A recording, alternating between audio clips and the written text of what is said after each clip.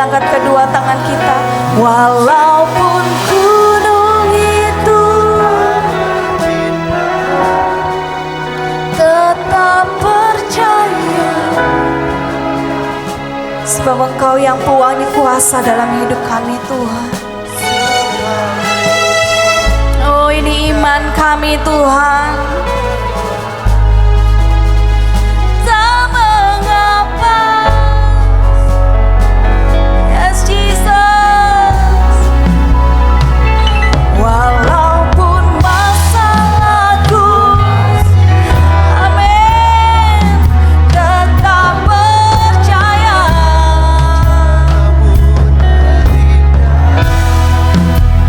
Pribadimu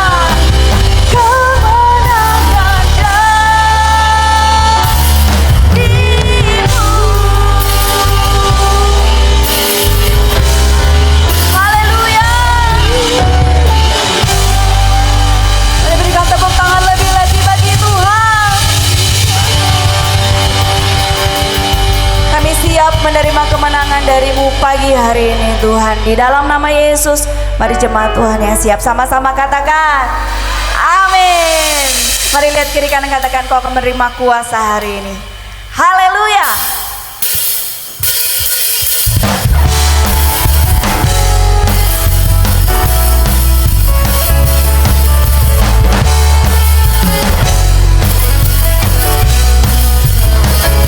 Sebab kuasa kemenangan itu telah disediakan bagi setiap kami. Kami terima dengan iman. Mari coba Tuhan, katakan ku diberi kuasa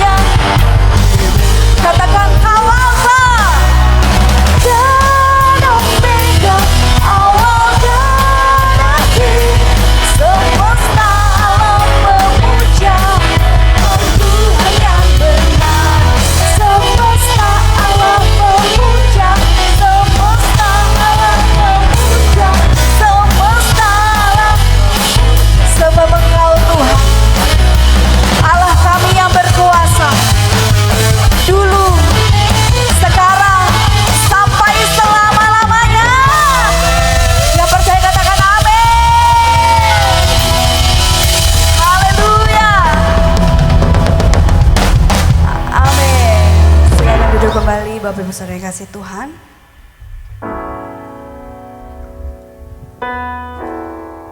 Ya, sebentar kita akan memberikan persembahan untuk pembangunan ruang sekolah minggu. Mari siapkan yang terbaik. Saya undang hamba Tuhan yang melayani.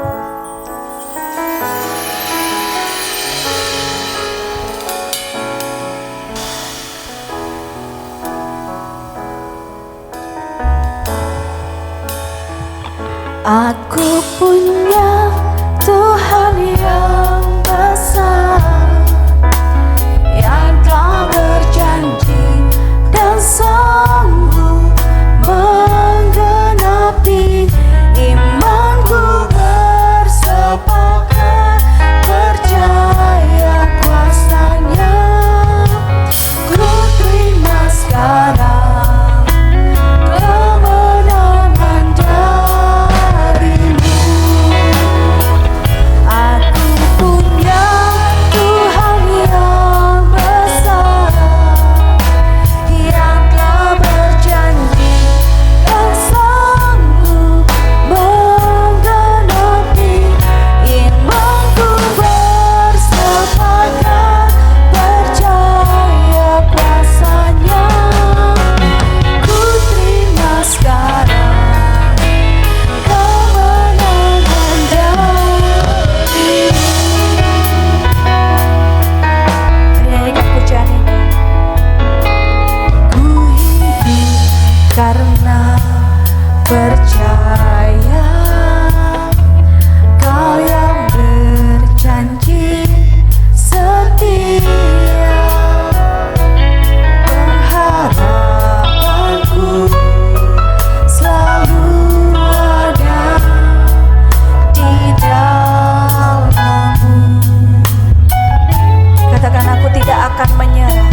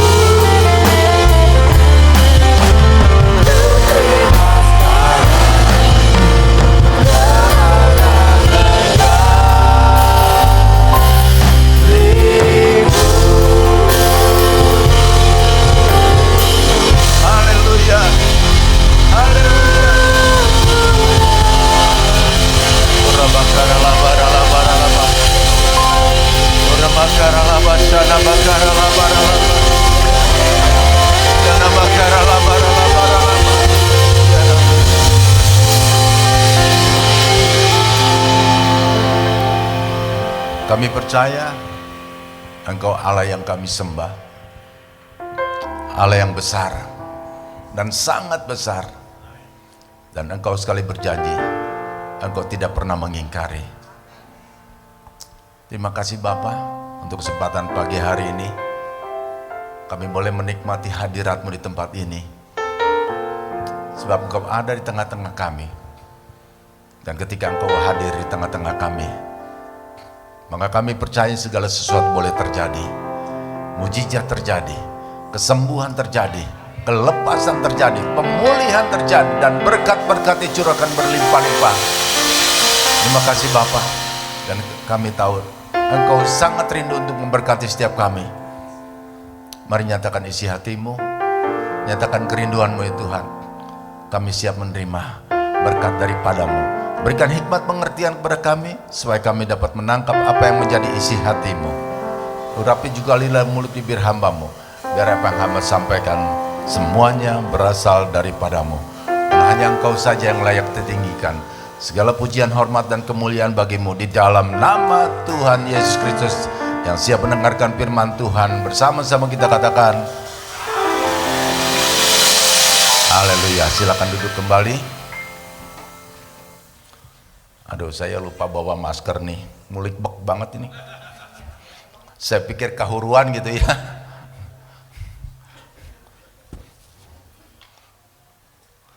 Haleluya. Siapa yang iseng ini bakar-bakarannya? Pak Jajang, siapa yang iseng bakar-bakarannya?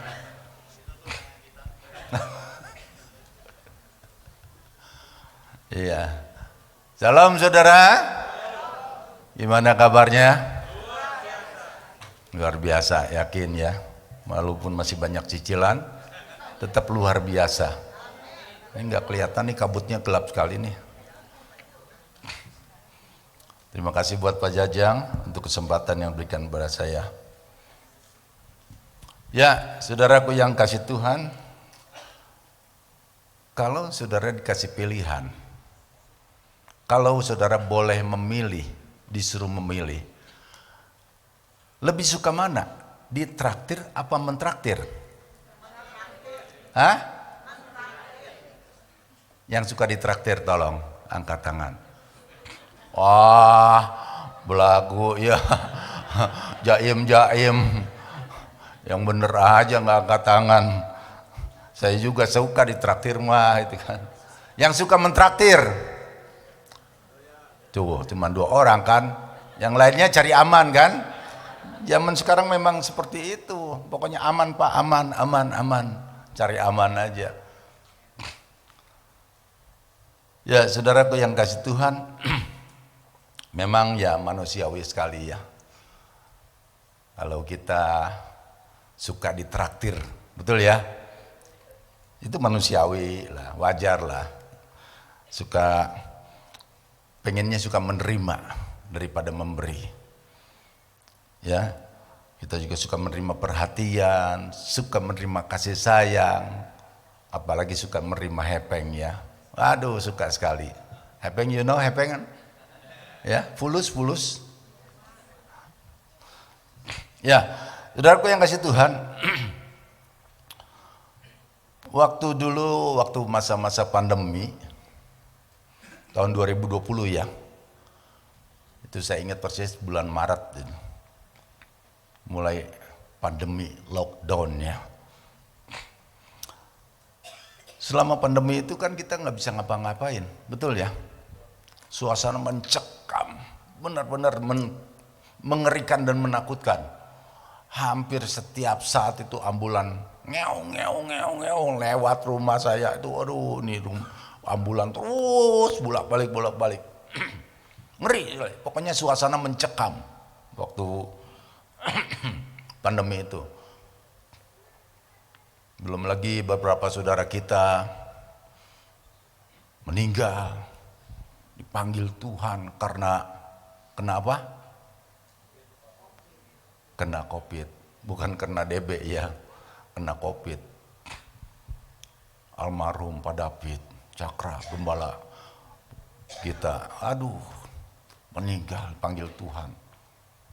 Semua sedih, semua berduka. Enggak lama, Pak Aslam wakilnya lagi dipanggil Tuhan. Nggak lama lagi, berapa hari kemudian istrinya Ibu Felicia dipanggil lagi. Nggak lama lagi Pak Joko, kepala sekolah Proskunio. Nggak lama lagi gembala yang di Cibubur, Pak Oke, umur masih 40-an. Waduh, pokoknya suasana mencekam sekali, mengerikan. Kita takut semua keluar juga, jalan-jalan sepi semua. Ya saudara. Tapi waktu tahun 2021 udah mulai reda ya. Udah mulai reda, gereja-gereja sudah berani buka, ada yang berani buka, dan kami hamba-hamba Tuhan termasuk saya, kita boring juga gitu kan. Semua juga kita boring ya, bosan, jenuh ya di rumah terus ya, nggak ngapa-ngapain gitu kan. Sampai haleluya, saya juga nggak bisa ngurus badan, nggak bisa ngapa-ngapain, sampai jenggot saya udah kayak nggak keurus ya saudara. Akhirnya saya mulai chattingan sama teman-teman saya, hamba-hamba Tuhan juga. Saya ada grupnya ya, kita ketemuan yuk. Saya bilang yuk, sama mereka juga semua udah bosen, udah jenuh, udah boring, nggak bisa ngapa-ngapain di rumah ya. Tapi 2021 udah mulai reda, saya mulai chattingan, yuk kita ketemuan yuk, ayo ketemu di mana gitu kan. Ya udah, akhirnya kita janjian, kita berangkat ke Pangandaran. Wah, ramai-ramai, ada berapa, 4-6 keluarga lah berangkat ke Pangandaran. Terus berangkat lagi kemana lagi, pakai mobil aja. Kan nyewa hotel itu murah-murah kan waktu pandemi kan. Setengah harga juga, masih di bawah. Enak, yang ingin nyewa hotel juga murah-murah banget. Dari ke Jawa Tengah, Surabaya, Semarang, Solo, Salatiga, pakai mobilnya abring-abring sama temen itu kan, bareng-bareng gitu kan. Wah saudara, pokoknya enjoy. Nah, ada satu teman saya, teman di kelompok kami itu, ya seringnya sih, ya jalan-jalan itu sering-seringnya kita mancing gitu kan. Karena udah paling enjoy itu mancing waktu pandemi gitu kan. Nah, ada salah satu teman kami, orangnya suka mentraktir gitu. Itu kalau kita habis makan di Pangandaran, saudara, itu bukan habis 1 juta 2 juta. Bayangkan lobster gede-gede, kepiting 1 kilo aja itu bisa 800.000 sampai 1 juta satu biji. Kita ada 5-6 keluarga. Ini kalau udah bayar itu urusannya bukan 1-2 juta saudara. Nah kami biasanya berkelompok itu, kami kan udah misalnya habis berapa 4 juta, ya kami tinggal bagi aja, ada 5 keluarga berapa ewang gitu kan. Ya udah. Nah tapi ada teman kami di kelompok itu, dia paling suka membayarin. Pas mau bayar dia lari ya, kayak estafet. Dia lari langsung ke kasir, dia bayarin. Kita mau bayar dia udah, tenang aja, udah, santai aja, santai katanya. Lanjutkan makannya. Belum selesai dia tapi udah bayarin semuanya. Hotel juga dia suka bayarin juga. Nah, saudara, saya juga awalnya nggak ngerti ya, kenapa orang ini kok suka bayarin gitu kan. Itu kan tadi tahu ya, kalau sudah bayarin itu bukan 1-2 juta saudara, di atas 2-3 juta. Tapi dia suka gitu bayarin, dia suka mentraktir. Saya nggak tahu awalnya, dia aja yang bayarinnya happy gitu kan, apalagi kami yang ditraktirnya happy plus banget gitu kan, happy banget ya. Nah saudara, ternyata ada ayatnya. Kita lihat coba di Kisah Rasul pasal 20 ayat 35.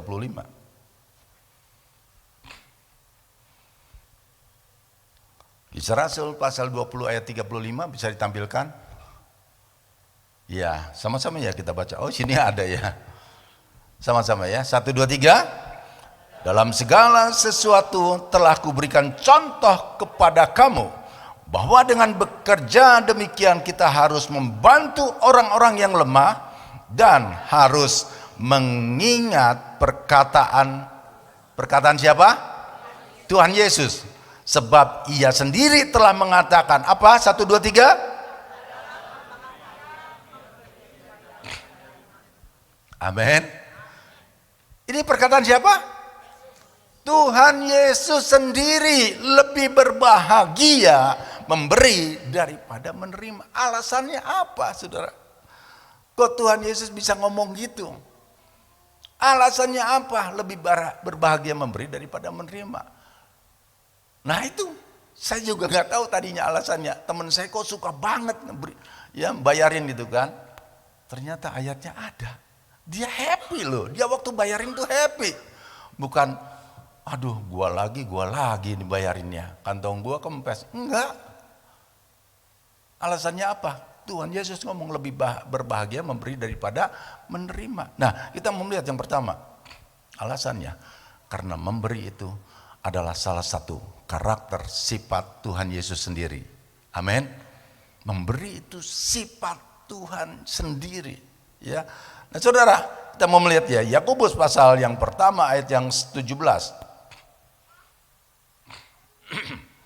Yakobus pertama ayat 17, demikian firman Tuhan, setiap pemberian yang baik dan setiap anugerah yang sempurna datangnya dari atas, diturunkan dari Bapa segala terang, padanya tidak ada perubahan atau bayangan karena pertukaran. Jadi setiap pemberian yang terbaik itu datangnya dari Tuhan. Amin. Karena Tuhan itu adalah Allah yang suka memberi. Nah, saudara, dengan memberi itu karakter Allah sendiri, ya. Dan saudara, Tuhan juga mau kita juga anak-anaknya. Kan kita anak-anak Allah, Pak? Betul? Betul ya? Kita siapa yang percaya kepadanya diberi kuasa untuk menjadi anak-anak Allah. Dan kita semua adalah anak-anak Allah. Bapak yang mana nggak mau karakter bapaknya itu turun ke anaknya? Betul ya? Tuhan juga mau kita anak-anak itu mempunyai karakter seperti bapaknya. Suka memberi. Karena Bapak tahu ada kebahagiaan tersendiri, ada suka tersendiri, sukacita tersendiri ketika kita memberi. Ketika menolong. Amin. Ya. Nah, saudaraku yang kasih Tuhan, coba kita lihat di dalam 1 Yohanes pasal 2 ayat yang kelima. 1 Yohanes pasal 2 ayat yang kelima.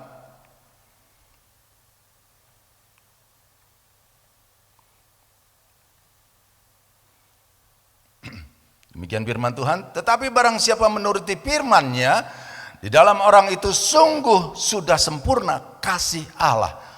Dengan itulah kita ketahui bahwa kita ada di dalam Dia. Ayat yang ke-6-nya. Ayat yang ke-6-nya dikatakan apa? 1, 2, 3. Barang siapa mengatakan bahwa ia ada di dalam Dia, dia wajib hidup sama seperti Kristus telah hidup. Bukan boleh atau enggak, tapi wajib. Kalau Allah yang kita sembah di dalam Kristus Yesus, Allah yang suka memberi. Allah juga kepingin anak-anaknya juga sama, mempunyai karakter yang sama. Amin. Dikatakan kita wajib hidup sama seperti Kristus. Dan saudaraku yang kasih Tuhan, kalau kita mau ingat, kalau kita mau melihat bahwa sejak bangun tidur sampai mau tidur, itu semuanya pemberian Allah. Amin. Kita boleh merasakan napas kehidupan, udara, matahari, air, semuanya Tuhan kasih gratis. Amin. Enggak Pak, saya di rumah pakai PAM bayar Pak, katanya. Haleluya. Di rumah saya juga sama, ya, pakai pompa juga bayar listriknya. Tapi semuanya kalau enggak ada sumbernya, kita mau minum dari mana? Kita mau ambil air dari mana? Nggak bisa. Itu semua Allah yang berikan gratis. Amin. Ya, dari bangun tidur sampai mau tidur, semuanya itu pemberian Allah. Amin. Dan bahkan puncaknya Allah memberikan anaknya yang tunggal. Itu pemberian Allah yang dahsyat, puncaknya. Karena begitu besar kasih Allah akan dunia ini sehingga Dia mengaruniakan anak yang tunggal supaya barang siapa yang percaya kepadanya tidak akan binasa melainkan beroleh hidup yang kekal. Itu puncak pemberian Allah. Memberikan anaknya yang tunggal. Sebenarnya dia Allah sendiri, ya, Allah yang turun dari surga ke dalam dunia. Saudaraku yang dikasih Tuhan. Makanya, nah itulah kerinduan Allah, supaya kita juga anak-anaknya juga mempunyai karakter yang sama. Amin. Sekarang mau suka mentraktir apa ditraktir? Mentraktir, ya. Yang cari aman, ya ingat hati-hati, ya. Yang kedua, kenapa Tuhan Yesus mengatakan lebih berbahagia memberi daripada menerima? Karena ketika kita memberi berarti itu membuka pintu-pintu berkat yang baru. Ini rahasia. Amin. Saudara, kalau dunia mengatakan, ya pepatah dunia mengatakan apa? Hemat pangkal kaya. Tapi Tuhan enggak ada. Prinsip Tuhan enggak seperti itu. Justru ketika kita memberi, pintu berkat Tuhan bukakan. Ketika memberi, pintu berkat Tuhan bukakan. Amin. Pintu-pintu berkat sudah siap untuk dibuka. Siap sudah dialirkan kepada kita. Nah, kita lihat coba di dalam Lukas. Ya, Lukas pasal 6 ayat 38. Dengan memberi, kita enggak akan pernah kekurangan. Percaya. Ini firman Tuhan, ya. Tuhan sendiri yang ngomong. Apa? Lukas pasal 6 ayat 38, sama-sama 1, 2, 3. Berilah dan kamu akan diberi suatu takaran yang baik, yang dipadatkan, yang digoncangkan, dan yang ditumpah keluar akan dicurahkan ke dalam ribaanmu, sebab ukuran yang kamu pakai untuk mengukur akan diukurkan kepadamu. Beri. Maka Tuhan tidak akan diam saja. Tuhan akan memberi suatu takaran. Kalau misalnya saudara kasih ya 1 kilo, itu dikasihnya juga 1 kilo. Tapi yang dipadatkan, ya, yang keluar, yang tumpah, itu udah lebih dari 1 kilo. Itu semuanya Tuhan kasih buat kita semua. Amin. Jadi ibaratnya ketika kita memberi 100.000, itu kembalinya akan lebih dari 100.000. Tapi ini jangan dijadikan judi, ya saudara. Sok, saya ngasih perpuluhan 1 juta, Tuhan harus kasih 10 juta sama saya. Nggak bisa gitu. Itu namanya gambling, judi, saudara. Ya. Makanya, saudara, dikatakan di dalam Amsal pasal 11 ayat 24 dan 25. Amsal 11 ayat 24, saya akan bacakan, nanti saudara sama-sama 25. Demikian firman Tuhan. Ada yang menyebar harta tetapi bertambah kaya, ada yang menghemat secara luar biasa namun selalu kekurangan. Ayat 25 sama-sama.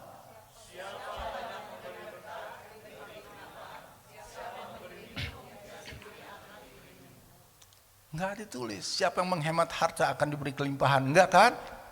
Yang jelasnya siapa yang banyak memberi, dia akan diberi kelimpahan.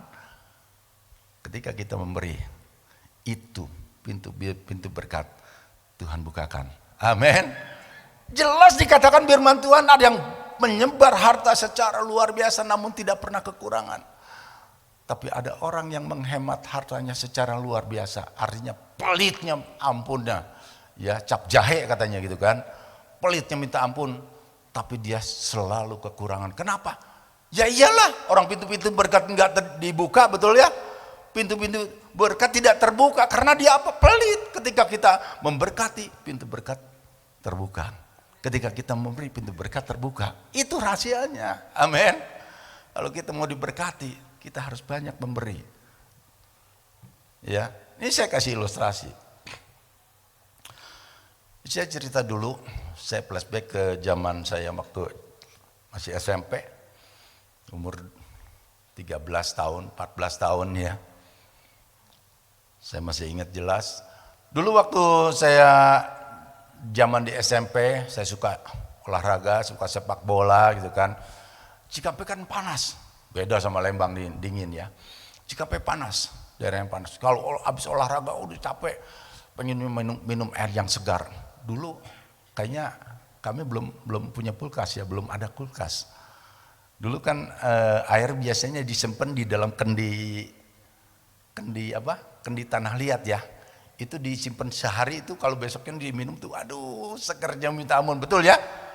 Nah, saya kalau habis main bola, sepak bola ya, udah capek-capek panas itu kan, saya suka mampir ke rumah teman saya yang dekat lapangan itu, ada rumah teman saya ya dekat lapangan itu, saya mampir ke rumah dia, main ke rumah dia.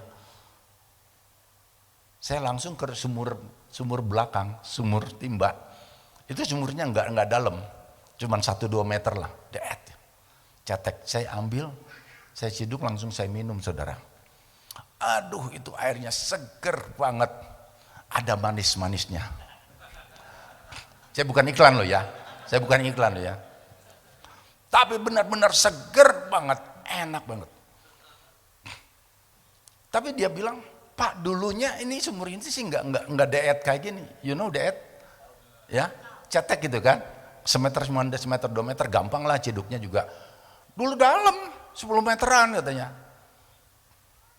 Tapi kenapa sekarang jadi tinggi? Ini logikanya gini.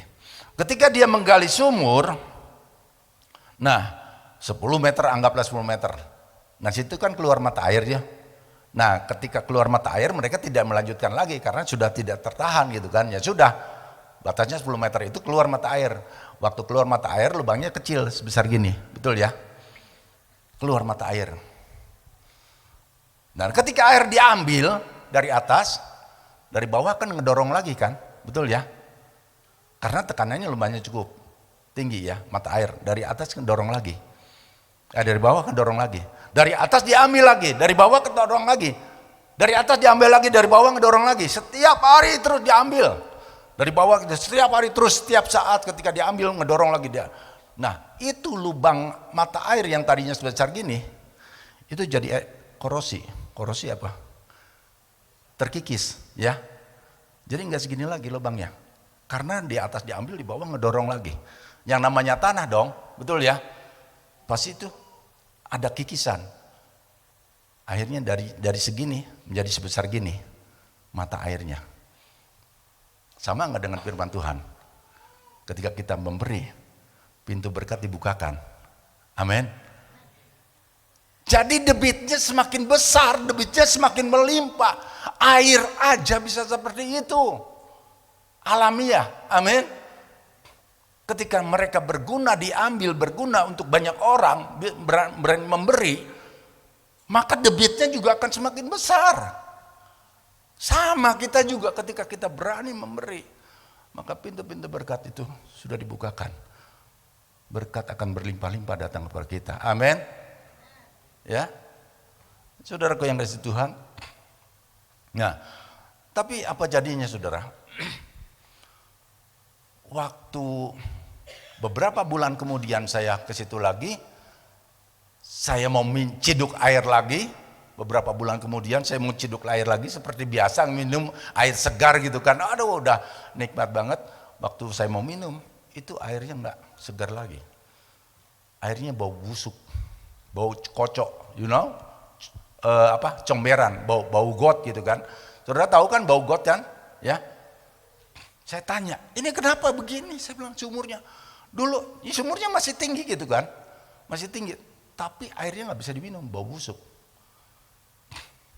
Saya tanya, kenapa kok bisa jauh jadi bau gini? Dulu kan enak, saya yang minum langsung juga seger. Kenapa sekarang jadi bau busuk? Ya itu Pak katanya, bukan Pak manggilnya sama saya kan saya masih kecil. Ya itu bro, ya itu kan semenjak masuk PDAM, ya semenjak ada PDAM, mereka udah nggak pakai lagi tuh air sumber, karena tinggal buka keran, mau ngapain buka keran gitu kan. Jadi itu udah nggak dipakai lagi. Saudara mengerti ya? Air aja ketika nggak dipakai, ketika tidak berguna, ya, ketika tidak memberi, itu jadi bau busuk, mati, nggak bisa dipakai. Apalagi kita, ketika kita tidak berani memberi, kerohanian kita mati. Amin. Mati. Saudara tahu yang pernah ke Israel? Di sana ada laut mati. Mana yang pernah ke Israel coba? Oh, cuma sedikit ya, yang lain belum ya. Saya ceritain. Di sana ada laut mati. Dan di sana nggak ada kehidupan laut itu. Sebenarnya bukan laut sih, danau ya. Itu nggak ada kehidupan. Ikan apapun nggak ada yang hidup, teri pun nggak ada, mati semua di sana. Namanya juga laut mati. Kenapa? Laut itu, danau itu, dia hanya cuma bisa menerima. Dari sungai-sungai ngalir ke situ, dari sungai ini ngalir ke situ, tapi dia sendiri tidak mengalirkan, tidak memberi. Makanya laut itu laut mati. Betul ya? Itulah ketika kita berani memberi, maka pintu-pintu berkat sudah dicurahkan, sudah siap dibukakan. Dan bukannya memberi kita semakin berkurang, tapi justru semakin berlimpah. Amin. Barang siapa yang bisa dipercaya di dalam perkara yang kecil, Tuhan akan kasih kepercayaan yang jauh lebih besar lagi. Karena kita ini adalah bendahara-bendaharanya Allah loh. Amin. Nah, kita bisa dipercaya enggak sama Tuhan? Kalau kita bisa dipercaya, Tuhan kasih berkat yang lebih besar. Tuhan kasih kepercayaan yang lebih besar. Tuhan kasih bisnis yang lebih besar. Tuhan angkat yang saudara yang bekerja, dipromosikan lebih tinggi lagi. Nah itu, masalahnya kita bisa dipercaya enggak? Amin. Ya, kalau kita nggak bisa percaya, ya sorry, Tuhan juga nggak kasih kepercayaan lagi buat kita. Jelas ya? Yang mengerti katakan. Ya, saudara. Yang ketiga, memberi adalah sarana untuk membentuk karakter hati. Jadi memberi sarana untuk membentuk hati kita. Ya, 2 Korintus pasal 9 ayat yang ke-7. 2 Korintus pasal 9 ayat yang ke-7. Demikian firman Tuhan, hendaklah masing-masing memberikan menurut kerelaan hatinya. Jangan dengan sedih hati atau karena paksaan, sebab Allah mengasihi orang yang memberi dengan sukacita. Nah ini, saya mau kasih tahu. Memberi itu nggak bisa dilepaskan dengan namanya hati. Amin. Itu nggak bisa dilepaskan, nggak bisa jauh-jauh. Kaitannya sangat erat memberi itu dengan hati. Kalau hatinya pelit, ya udah pasti nggak akan memberi, betul kan? Tapi dia hatinya bermurah hati, mempunyai kemurahan hati, dia pasti suka memberi. Makanya Tuhan katakan apa? Kalau kamu memberi harus dengan kerelaan hatimu. Hatinya harus rela. Aduh, GBI Lembang ya. Suruh nyumbang lagi mau bangun apa?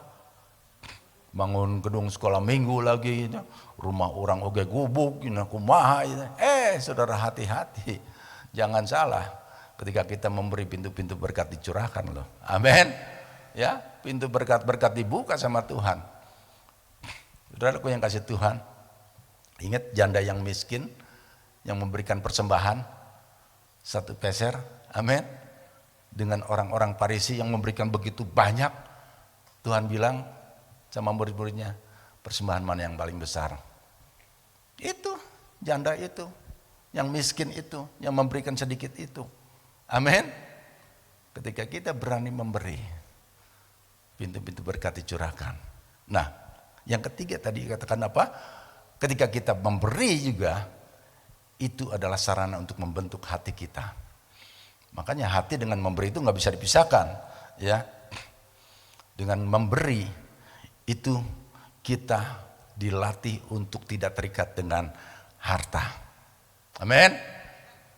Dengan berani memberi, melatih hati kita untuk tidak terikat dengan harta. Karena firman Tuhan dengan jelas, 1 Timotius pasal 6 ayat yang 10 dikatakan, 1 Timotius pasal 6 ayat 10 dikatakan apa? Akar dari segala kejahatan ialah cinta uang. Ya. Akar dari segala kejahatan adalah cinta uang, sebab oleh memburu uanglah beberapa orang telah menyimpang dari iman dan menyiksa dirinya dengan berbagai-bagai duka. Bahkan di dalam Matius pasal 6 ayat 21, di mana hartamu berada, di situ hatimu berada. Jadi ketika kita memberi, itu melatih hati kita untuk tidak terikat dengan harta kita. Amin. Karena akar segala kejahatan itu adanya di harta. Di mana hartamu berada, di situ hatimu berada. Ketika kita berani memberi, maka kita melatih hati kita untuk tidak terikat dengan harta. Amin. Ya, saudara. Nah, kita mau melihat saudara, ya dalam 2 Korintus. Ini contoh jemaat yang begitu hatinya dibentuk, ya. 2 Korintus pasal 8 ayat pertama sampai ayat yang kelima. Ini cukup banyak, kita baca bergantian. 2 Korintus pasal 8 ayat yang pertama, saya akan bacakan ayat pertama, nanti saudara sama-sama ayat yang kedua ya. Begitu kita bergantian sampai ayat yang kelima. Demikian firman Tuhan, saudara-saudara, kami hendak memberitahukan kepada kamu tentang kasih karunia yang dianugerahkan kepada jemaat-jemaat di mana? Di Makedonia. Ayat 2-nya sama-sama, 2, 3.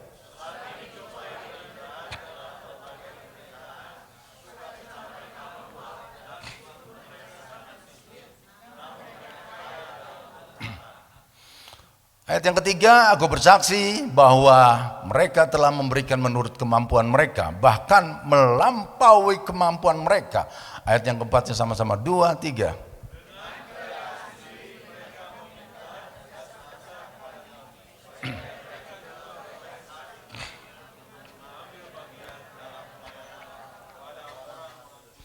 Ayat yang kelima, demikian firman Tuhan, mereka memberikan lebih banyak daripada yang kami harapkan, kata Rasul Paulus, ya.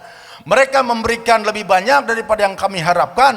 Mereka memberikan diri mereka pertama-tama kepada Allah dan kemudian oleh karena kehendak Allah juga kepada kami. Jemaat di Makedonia ini dikatakan mereka sedang mengalami banyak pencobaan. Betul ya? Mereka selagi dicobai dengan berat berbagai penderitaan. Tapi sukacita mereka meluap. Jemaat di Makedonia ini miskin gak? Miskin gak? Bukan. Tapi firman Tuhan katakan apa? Sangat miskin. Di bawah garis kemiskinan. Jelas dikatakan mereka sangat miskin. Lagi mereka mengalami banyak penderitaan, pencobaan. Tapi sukacita mereka meluap. Kemurahan hati mereka sudah teruji. Karakter mereka sudah terbentuk menjadi karakter Kristus. Amin. Rasul Paulus katakan, gila, mereka di luar ekspektasi saya. Rasul Paulus bilang gini, ya orang miskin lah, mereka banyak penderitaan juga, mereka banyak dicobai juga. Paling berapa sih ngasih? Betul ya? Manusia menilai seperti itu. Manusia kan melihat kulitnya ya, melihat luarnya. Ya, orang miskin paling kasih berapa sih? Gua tahu lah gitu kan. Tapi Rasul Paulus katakan mereka di luar perkiraan aku. Amin. Mereka di luar dugaan aku. Mereka memberikan lebih daripada apa yang aku harapkan. Gila katanya. Nah inilah jemaat di Makedonia yang karakternya sudah terbentuk, hatinya sudah terbentuk seperti Kristus, suka memberi. Amin. Ya, Bapak Ibu yang kasih Tuhan. Nah karakter ada 2 bagian. Ada yang karakter bawaan lahir dari bapak ibunya, dari orang tuanya. Ada yang karakter terbentuk dari kebiasaan-kebiasaan. Betul ya? Ya kan orang ada ngomong gini, ya bapaknya kayak gitu, anaknya kayak gitu, ya wajar lah. Bapaknya suka nipu, ya anaknya suka nipu, ya wajar gitu kan. Bapaknya songong, anaknya songong juga, ya wajar itu. Ya buah tuh nggak jauh dari pohonnya, betul. Ya, tapi ada karakter yang terbentuk dari kebiasaan-kebiasaan yang kita lakukan. Dan kita juga membiasakan diri untuk berani memberi. Karakter kita akan terbentuk. Amin. Menjadi karakter Kristus. Saya kasih contoh. Kita kan orang-orang tua. Ini mana orang-orang tua coba yang udah punya anak? Orang-orang tua yang punya anak, ya. Oke. Saudara pasti kan kalau punya anak mulai dari kecil saudara ngajarin sama anaknya belajar sikat gigi, betul ya? Supaya giginya bagus, supaya sehat. Ayo, nah mulai berapa tahun kita ngajarin anak kita? Mulai tumbuh gigi, mulai 1 tahun mungkin ya, 1 tahun atau, nah kita ajarin, ayo sikat gigi. Anak-anak teh itu kan diajar sikat gigi, ayo odolnya ditelan nih, manis kan rasa stroberi, rasanya ditelan odolnya. Nah, saudara, berapa tahun kita ngajarin anak-anak kita belajar sikat gigi sampai dia bisa mandiri? 1 tahun kita ajarin terus setiap hari. Bangun tidur, mau tidur kita ajarin. Kita nggak bosan kan ngajarin anak kita kan? Sampai berapa tahun dia bisa mandiri? 4 tahun, 5 tahun, mungkin anggap 5 tahun ya, dia bisa mandiri.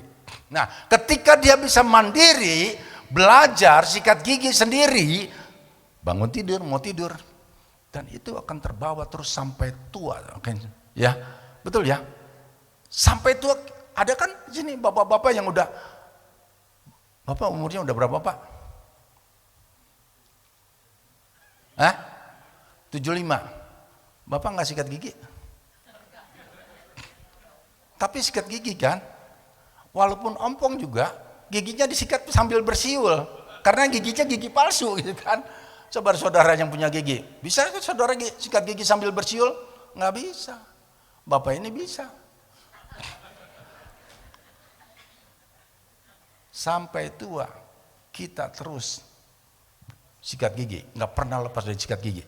Kayaknya kalau nggak sikat gigi, pagi-pagi, siangnya tuh, aduh, kayaknya ada gimana ya gitu kan, kalau nggak sikat ini nggak enak nih, mau ngomong juga kayaknya nggak enak gitu kan, sikat gigi dulu ah. Nah itu maksudnya ketika kita belajar memberi itu udah menjadi karakter. Kayaknya kalau nggak memberi itu kayaknya nggak enak gitu ya. Amin, amin saudara, setuju ya? Kayaknya kalau nggak memberi itu kayaknya gimana itu, nggak enak gitu. Kalau sudah menjadi karakter, sama Yesus juga. Coba saudara perhatikan, semua semenjak Tuhan Yesus turun ke dalam dunia, Tuhan Yesus selalu memberi dan memberi. Amin. Menyembuhkan orang sakit, yang mati dibangkitkan, memberi makan 5.000 orang, semuanya memberi dan memberi. Sampai nyawanya pun dia berikan buat saudara dan saya. Itu Tuhan Yesus. Kalau nggak memberi itu nggak enak. Ya, makanya memberi itu adalah sarana untuk membentuk hati kita untuk menjadi seperti Kristus. Karena tujuan akhir kita bukan masuk surga loh. Firman Tuhan katakan tujuan akhir kita untuk menjadi serupa dengan gambarannya. Amin. Itu tujuan kita. Dan mulai detik hari ini, salah satu bagian yang harus kita lakukan belajar memberi. Karena Tuhan Yesus sendiri ngomong apa? Lebih berbahagia memberi daripada menerima. Jadi sekarang lebih suka mentraktir apa ditraktir? Haleluya. Ya nanti pulang traktir saya ya. Haleluya. Jadi kenapa Tuhan Yesus berkata lebih berbahagia memberi daripada menerima? Yang satu alasannya karena memberi itu adalah karakter Tuhan Yesus sendiri. Amin. Yang kedua apa? Lupa ya. Yang ketiga lupa ingat. Yang ketiga lupa ingatan. Haleluya. Yang kedua apa tadi? Memberi berarti membuka pintu-pintu berkat. Dengan memberi kita nggak akan pernah kekurangan. Amin. Karena pintu-pintu berkat sudah Tuhan kasih, sudah bukakan itu kan, udah siap dibukakan. Jangan takut saudara. Ada orang yang memberi harta secara luar biasa, menyebar harga tapi tidak pernah kekurangan. Itu firman Tuhan, bukan kata saya. Tapi orang yang menghemat harta secara luar biasa, dia selalu kekurangan. Kenapa? Karena pintu berkatnya nggak dibukakan. Ya. Yang ketiga apa? Memberi adalah sarana untuk membentuk hati kita. Ya. Jadi memberi itu sama dengan kasih. Ya kasih itu Allah kita adalah kasih. Betul ya? Allah adalah kasih.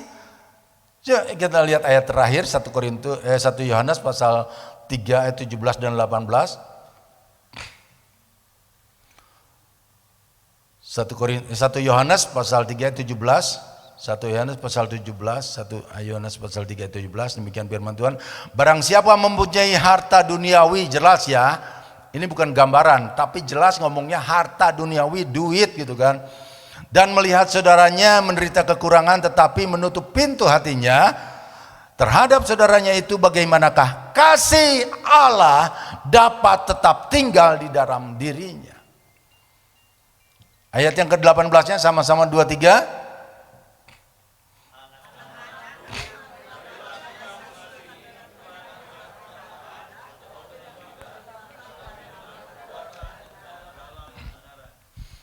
Ketika kita punya harta duniawi, kita melihat tetangga kita kekurangan, ketika melihat saudara kita kekurangan, butuh bantuan, tapi kita menutup hatinya, tidak mau menolong mereka. Masih muda, kerja atau ya malas gitu kan. Saudara, ya kalau memang Tuhan suruh tolong, tolong aja. Amin. Kalau Tuhan suruh bantu, bantu aja. Nggak usah banyak ngedumel, nggak usah banyak ngomong. Masih muda, malas nih, gawe atuh gitu kan. Haleluya. Saudara, mau bantu, bantu aja, nggak usah banyak ngomong. Tuhan katakan apa?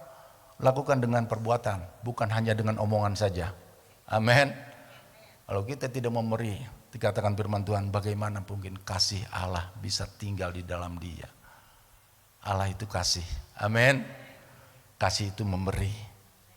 Ya. Makanya kita harus mempunyai menjadi hati yang murah hati, dermawan. Karena faedahnya banyak gitu kan. Faedahnya banyak ketika kita memberi, itu bukan berarti kita kekurangan. Artinya Tuhan mengajarkan kita untuk menjadi orang yang jangan pelit. Amin. Bertobatlah. Kalau saudara pelit selama ini, ya jangan pelit. Kenapa? Firman Tuhan dengan jelas mengajarkan ya. Mengatakan bahwa orang pelit nggak akan masuk ke dalam surga. Orang pelit itu nggak ada bagiannya di dalam surga. Sorry ya. Orang pelit itu nggak ada bagiannya, nggak ada tempat di surga. Makanya Tuhan mengajarkan supaya kita mempunyai hati yang murah. Amin. Coba kita lihat satu ayat terakhir enggak mual ayat deh. Terakhir. 1 Korintus pasal 6 ayat yang 10. 1 Korintus pasal 6 ayat yang ke-10. Sama-sama 1, 2, 3. Pencuri, orang kikir, pemabuk, pemfitnah, dan penipu. Amin. Orang kikir teh apa sih? Pelit, medit. Itu enggak akan dapat bagian dalam kerajaan surga. Makanya firman Tuhan pada kesempatan pagi hari ini mengajarkan kita supaya kita berani memberi. Karena ada satu kebahagiaan tersendiri ketika kita memberi. Amin, berbagi. Amin. Tuhan Yesus memberkati, berikan kemuliaan bagi nama Tuhan. Mari para pemusik maju ke depan.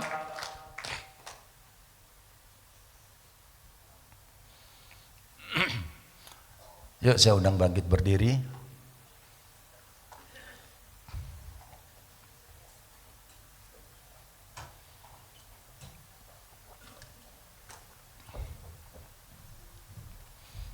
Kasih di app ya.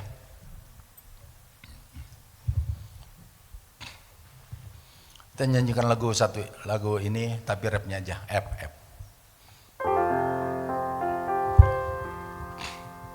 Bapa, sentuh hatiku, ubah hidupku menjadi yang baru, bagai emas yang murni. Kau membentuk bejana hatiku. Bapa, ajarku mengerti sebuah kasih yang selalu memberi. Air mengalir yang tiada pernah berhenti. Saudara, ini kata-katanya bagus sekali ya. Bapa, ajarku mengerti sebuah kasih. Karena Bapa itu kasih, amin. Ya, yang selalu apa? Memberi. Kasih itu memberi. Bagai apa dikatakan? Bagai air yang mengalir yang tiada berhenti. Saudara pernah melihat air sungai yang mengalir? Pernah ya? Pernah nggak saudara melihat air yang mengalir itu lalu balik lagi. Sorry salah jalan, balik lagi gitu kan. Gue nggak mau ke situ. Itu mah banyak kotorannya, nggak mau ke situ, balik lagi. Enggak kan? Sekalipun ada kotoran, sekalipun ada bangkai, dia tetap mengalir. Amin. Dia tetap mengalir, itulah kasih.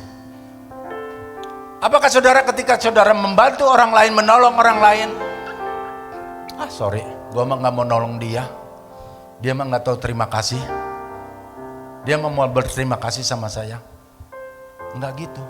Amin. Dia mau berterima kasih, mau dia balas balik kebaikan kita, mau nggak balik, nggak ada urusan. Saudara nggak usah pikirkan dia mau balikin apa enggak, dia mau balas balik sama kita, nggak urusan. Amin. Sama seperti air tadi mengalir tidak pernah berhenti. Ketika kita memberi juga jangan ingat-ingat lagi. Lu juga dulu gua tolong. Amin. Nggak usah ingat-ingat lagi pemberian kita. Itulah air yang mengalir, itulah kasih. Amin. Ya. Bapa, sentuh hatiku, ubah hidupku menjadi yang baru, bagai emas yang murni. Kau membentuk penjara hatiku.